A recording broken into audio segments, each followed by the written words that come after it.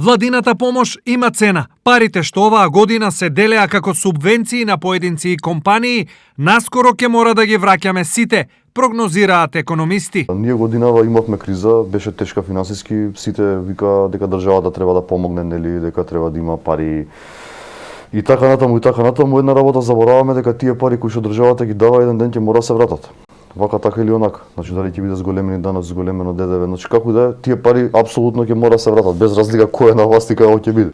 Ова значи вовед во уште потешка 2021 година, кога во прашање е економијата и стандардот на граѓаните. 2021 ќе биде обележана како многу по-тешка економски според нас, и тоа апсолутно ќе има ефекти врз самата потрошувачка.